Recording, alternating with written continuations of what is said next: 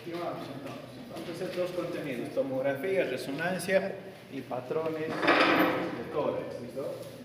Vamos a aprovechar el tiempo para poder avanzar dos contenidos. Tomografía.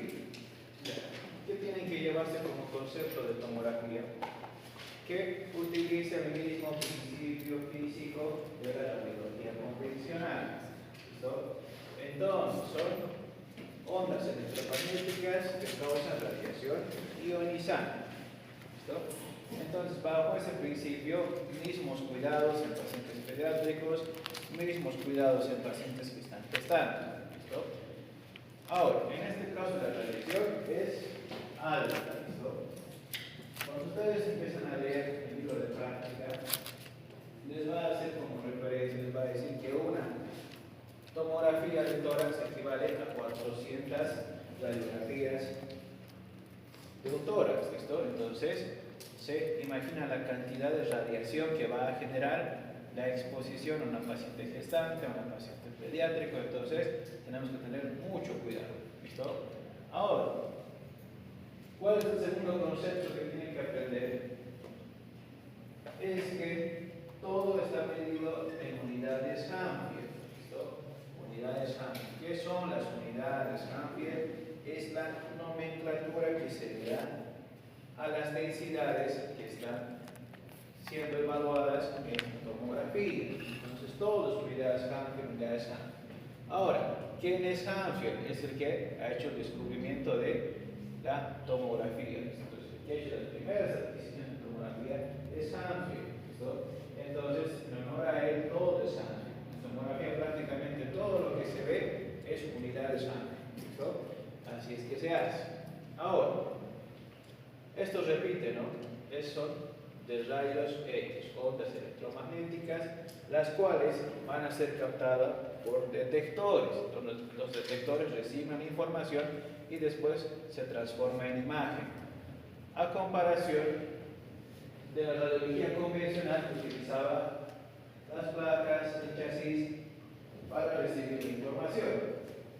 En este caso, los detectores son los que van a recibir toda la información y lo van a transformar en imagen. ¿Listo? Partes de un tomógrafo, es una estructura mucho más grande, así que va a contener mayor cantidad de piezas, las cuales van a estar en el gantry, la computadora y la consola. ¿Listo?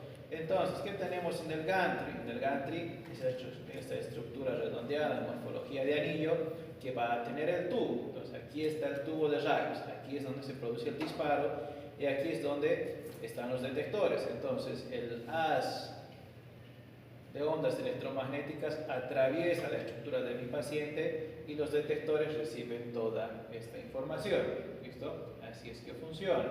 Todo esto va a pasar a la computadora y después se hace el almacenamiento, se reconstruyen las imágenes y se hace la interpretación. Entonces, así es que se recibe toda la información, así es que empieza la valoración en estudio. ¿Ya? Ahora, estas son las unidades Ampere, ¿listo? Todo. Entonces, toda estructura corporal ha sido valorada en unidades Ampere y todo ya está cuantificado y todas las tablas ya están hechas, ¿listo? Entonces, ¿qué se hace? Se mide una estructura, una densidad, un área que está sangrando, un área que tiene grasa, calcio y toda estructura y se lo categoriza en base a esta tabla. Entonces, prácticamente esta información nos dice qué tipo de estructura contiene cada nódulo, cada masa y cada estructura. ¿Listo? Entonces, por tomografía el diagnóstico es siempre más preciso, más específico. ¿Por qué? Más allá de decirnos que es un nódulo, el tamaño, forma, tenemos el contenido del nódulo. Podemos decir si tiene grasa, podemos decir si tiene tejido adiposo, podemos decir si tiene contenido aéreo, si tiene componente mixto. Entonces, todo eso, ¿listo? Todo eso no está. Entonces, cuando se hace el desarrollo y la descripción de una lesión, viene en ese orden. Entonces, ¿qué hacemos? Se dice lesión nodular, focal, en parénquima hepático, que mide 3 por 3 centímetros. El mismo tiene contenido sanguíneo asociado a contenido graso y sustancia sólida en su interior.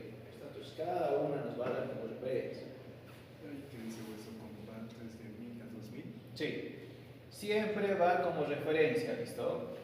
Siempre va en escalas, o sea, no son números fijos, te da una escala.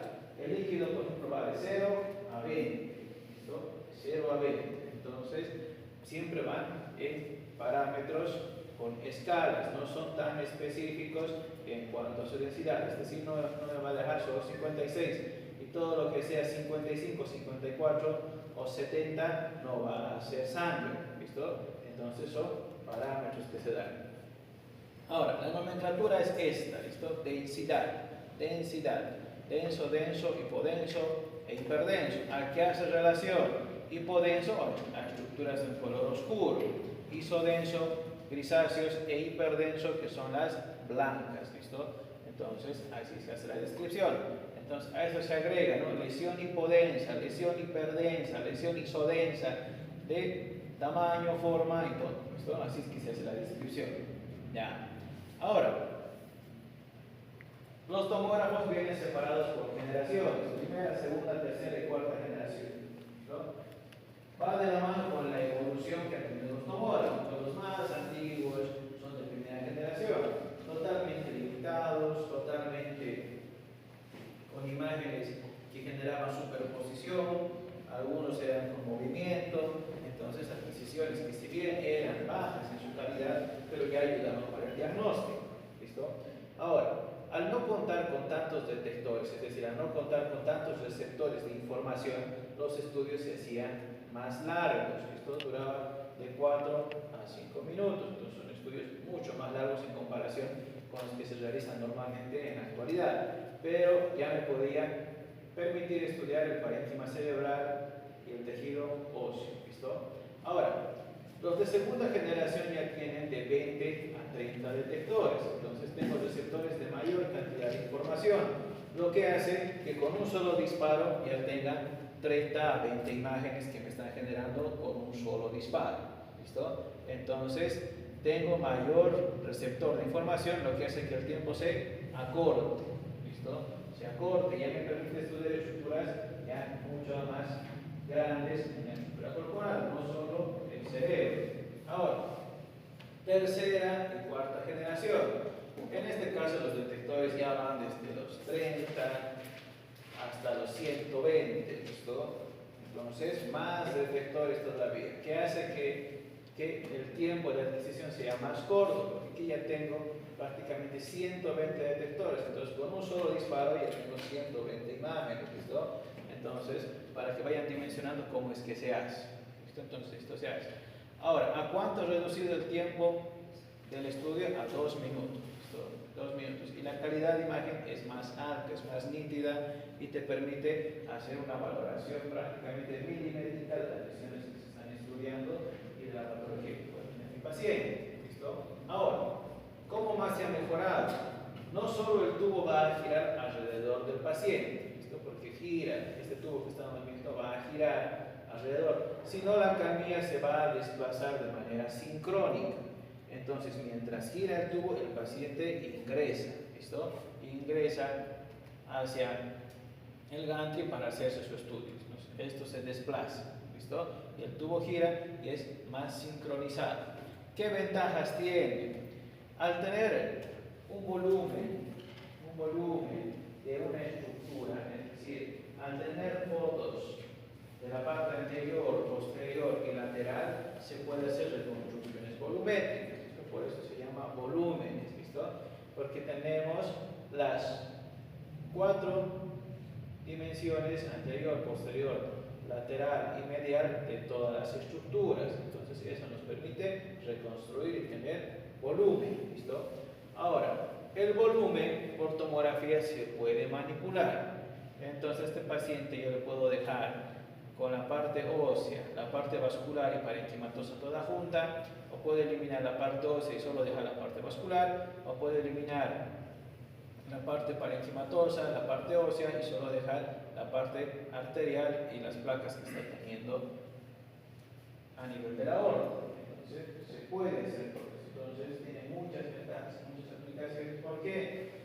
Principalmente para la parte quirúrgica, ¿no? Entonces, ellos hacen la planificación. Es más, antes de hacer cualquier procedimiento se mide, ¿listo? Como en este caso, este paciente tiene una dilatación aneurismática. Entonces, ¿qué hace el cirujano? Va y valora, ¿no? Dice, ¿cuánto mide su diámetro anteroposterior? ¿Cuánto mide su diámetro longitudinal? ¿Qué arteria se está haciendo afectada? ¿Listo? ¿Hasta dónde se está extendiendo? Entonces, se tiene una descripción, una valoración prequirúrgica totalmente clara, específica y dirigida. ¿Listo? Así es que se hace. ¿De qué parte se puede hacer y en qué podemos aplicar? Prácticamente el sistema nervioso, órbita, columna, tórax, abdomen, músculo esquelético y hasta para la toma de biopsias. Ahora, también se puede hacer reconstrucciones de las arterias coronarias, angiotomografías, endoscopías virtuales, se puede hacer reconstrucciones volumétricas del cuerpo entero, reconstrucciones en 3D, entonces se puede aplicar en todo. Ahora, estas son reconstrucciones vasculares, ¿listo? Estas son las angiotomografías de vasos del cuello. Entonces, con todo el detalle, con todo el desarrollo, y si a esto le vamos a agregar que podemos ver cada una de las estructuras por separado, entonces tiene muchas ventajas. Resonancia magnética. El último método imaginatorio que vamos a ver. ¿Qué hace la resonancia magnética? Va a crear un campo magnético. Entonces entiendan que es como un imán. Un imán que está dentro del equipo para generar este magnetismo a la estructura corporal del paciente. ¿Listo? Ahora, ¿qué nos dice? Que los átomos van a tener hidrógeno. Entonces, cada célula tiene su átomo y tiene su hidrógeno. ¿Listo? Y normalmente cada uno va a estar en diferente frecuencia. Entonces, cada uno va a estar teniendo diferente movilidad y diferente eje y diferente angulación. Ahora, ¿qué hace el resonador? El resonador alinea, ¿listo? Entonces, los coloca en diferente frecuencia. ¿Listo? Los puede colocar a 90, 60, 40 grados, los cuales hacen que se discrimine cada estructura. Yo siempre los coloco como ejemplo un hematoma y un área de sangrado, ¿listo? Que normalmente el área de sangrado va a tener un componente denso y va a tener un componente líquido espeso, es un cuadro, ¿listo? El resonador tiene la capacidad de diferenciar prácticamente la sangre nueva y la sangre antigua con sus radiofrecuencias y su manipulabilidad de estas estructuras, ¿listo? Entonces se puede ver y por eso tiene mayor definición. En cambio, en tomografía, todo el área de sangrado se ve igual, ¿listo? Tiene que pasar mucho tiempo para que caiga la señal de una estructura vascular, pero en resonancia es mucho más específico. Ahora, a diferencia de los detectores, en resonancia tenemos la denominación Teslas, ¿listo? Que me indica el modelo y la evolución que tiene cada equipo, ¿listo? Que va desde los 0,2 y aquí tenemos que actualizarlo, ¿no? Te dice hasta los 2, pero en realidad ya existen hasta los 3, ¿listo? Aquí en nuestro medio solo tenemos resonadores de 1.5 Teslas, entonces centros privados y la parte pública solo llega a 1.5, ¿listo? Pero es lo suficiente para poder valorar estructuras corporales, ¿listo? Aún así, por más que sea un punto intermedio de Teslas, todavía nos ayuda y podemos hacer un diagnóstico. Ahora, ¿cómo se hace? Necesitamos valorar estructuras, generalmente las vasculares, con contraste, ¿listo? ¿Cómo se llama el contraste? Gadolíneo, ¿listo? Entonces el contraste de gadolíneo nos sirve para hacer resonancias magnéticas. Se puede hacer resonancia de cualquier parte del cuerpo, ¿listo? De cualquier parte del cuerpo. Ahora, ¿cómo está compuesto el equipo? Tenemos el componente, tenemos la bobina, la computadora y la consola, ¿listo? Que eso va a ser lo que se puede utilizar y se va a aplicar. Ahora, ¿en qué se va a utilizar? Principalmente en lesiones del sistema nervioso central, ¿ya? Ahora, anoten esto, porque esto va a entrar a su examen. Si no es nuestro examen parcial, va a entrar a su examen final. Porque es una pregunta que tienen que saber, ¿listo? Mínimo tienen que saber esto para probar la materia. Cuando tienen un paciente con una lesión isquémica, para que dé positivo por tomografía, tienen que pasar más de 4 horas, ¿listo? 4 horas. Entonces, Si tienen un paciente o algunos de ustedes ahora mismo hacen un ACV isquémico, no habla, no camina, desorientado y no, prácticamente toda la clínica positiva de un ACV isquémico, si lo llevamos al tomógrafo que está aquí frente a Santa Bárbara o lo llevamos al hospital universitario o a Chuquisaca, vamos a demorar máximo unos 45 minutos y lo vamos a pasar al tomógrafo. En el tomógrafo su cerebro va a edad normal, entonces no tiene cambios positivos el tomógrafo antes de las 4 horas. ¿Listo? Entonces, eso tienen que aprender. ¿Por qué? Porque resulta que le hacen, ¿no? Te dice la familiar, estábamos con mi mamá, estábamos desayunando y ahora no nos escucha, no nos habla, no nos hace caso, no puede ni caminar. Y lo llevan al servicio de emergencia, le hacen su tomografía, ha pasado 1 hora o 1 hora y media, pongan, y su cerebro está normal. ¿Listo? Ahora, ¿qué es lo que ustedes tienen que hacer para tener un diagnóstico y qué es lo que tienen que aprender? Que la tomografía no les va a dar un diagnóstico temprano. ¿Listo? Ahora, ¿cuál es el único método imaginológico que da un diagnóstico temprano? Es más, confirman que tiene un ACV isquémico en curso, la resonancia. ¿Listo? ¿A partir de qué tiempo la resonancia es positivo a lesiones isquémicas? A partir de los 30 minutos. Entonces, tiene detección de ACV isquémico en estadios hiperagudos, que se llama. ¿Listo? Entonces, la única forma de que ustedes tengan la confirmación de que un paciente está con un ACV isquémico menor a las 3 horas de evolución es por resonancia. ¿Listo? Entonces, eso es lo que tienen que aprender. Y aquí en nuestro medio, generalmente, hacer una ciudad pequeña, podemos recorrer toda la ciudad prácticamente en 45 minutos, máximo en 1 hora. Entonces, todos llegan antes de las 3 horas. ¿Listo? Ahora, el tiempo de ventana para hacer un tratamiento de una lesión isquémica es de 6 horas. ¿Listo? ¿Qué nos dice el tiempo de ventana? Que es el tiempo donde el paciente va a tener un buen pronóstico para recibir la medicación. ¿Listo? Entonces, tienen todo para diagnosticar. Ahora, mientras más, ¿qué nos dicen las guías? Mientras más temprano empieces el tratamiento para una lesión isquémica, menor grado de muerte celular, ¿listo? Menor grado de edema, menor grado de complicación.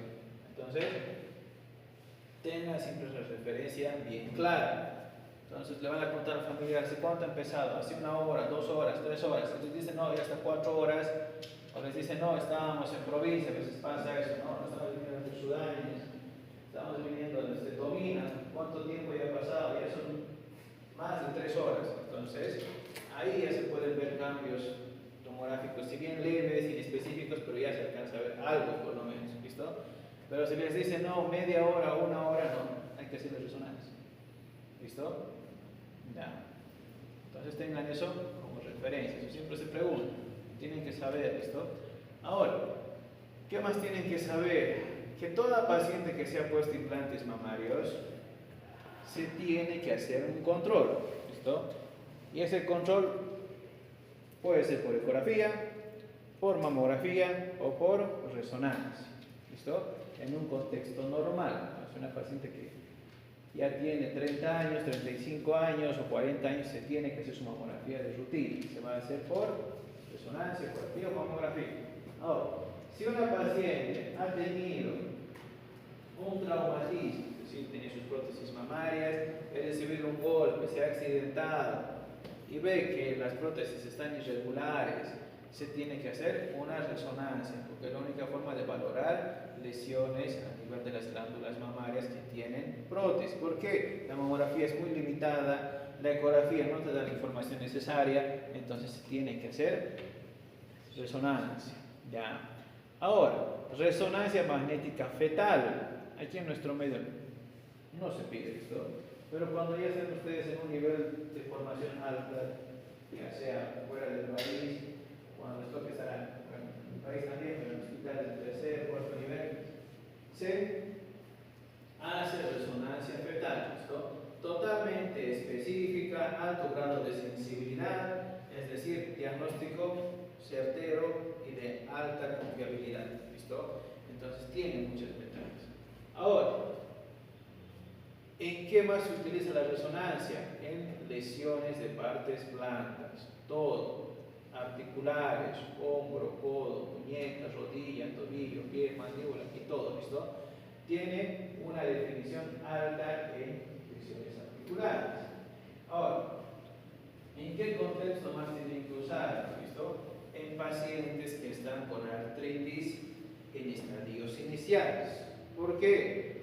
Porque la placa le va a dar normal, la ecografía le va a dar normal, el laboratorio le va a dar normal. Entonces la paciente típico joven que va a venir con 20 años y con toda la clínica bien positiva, tengo dolor, tengo limitación funcional, no puedo levantarme, no puedo ni peinarme. Bueno, te voy a hacer esto, laboratorio, te voy a hacer una placa, una ecografía, una tomografía y todo va a dar normal. ¿Listo? El único cambio que va a ser positivo para estadios iniciales es la resonancia.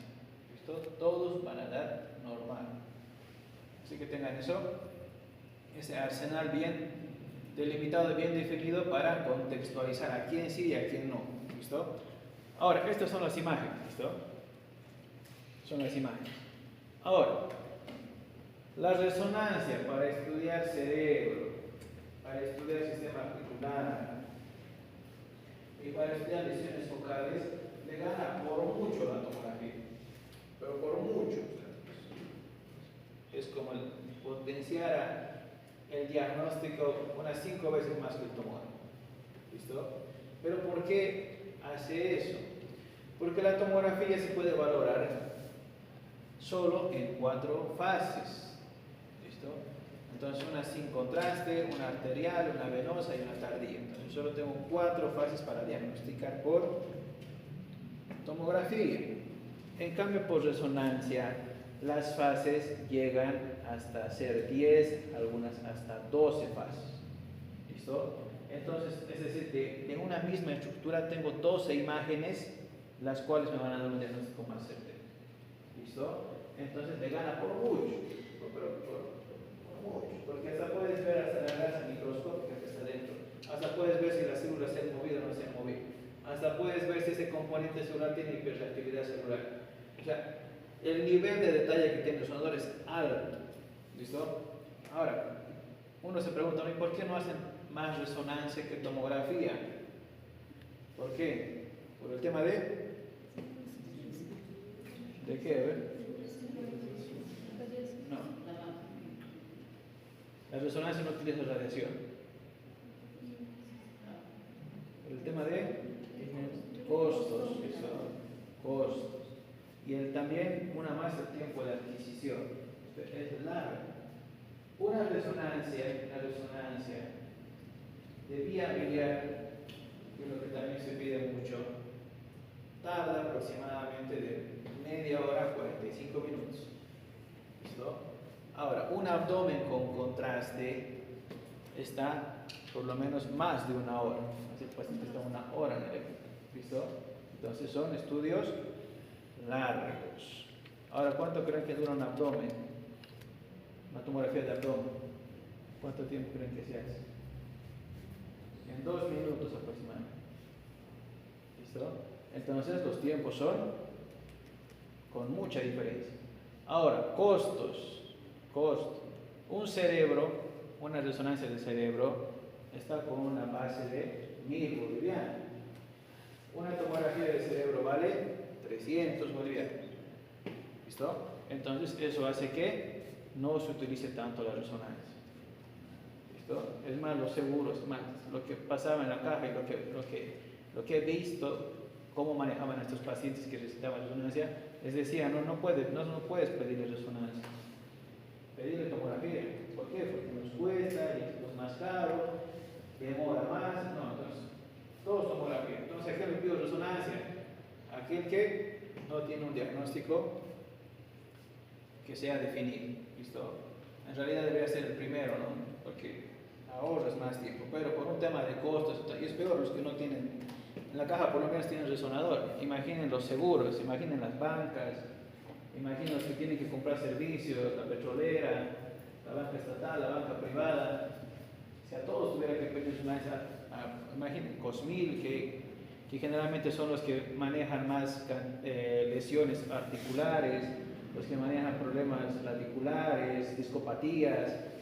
A ninguno casi les piden resonancia, todos vienen a hacerse tomografía. Pero es un tema de costo, esto totalmente inespecífico. La tomografía detalla hallazgos, tiene representación imagenológica, pero no detalla la lesión en todo su, como diríamos, en todo su detalle o en toda la especificación que a veces requiere la enfermedad. ¿Listo? Así es que tienen que saber que esto existe y si su paciente tiene recursos, medios, y si ustedes tienen un resonador que está en su hospital, manéjenlo bien y manéjenlo con criterio, ¿no? Y si alguien les dice, pero ¿por qué estás solicitando esto? Me sirve de diagnósticos tempranos, oportunos, enfermedades articulares, fetales, mamarias y todo. ¿Listo? Muy bien, vamos a quedar aquí en la siguiente clase, vamos a hacer patrón. Muy bien.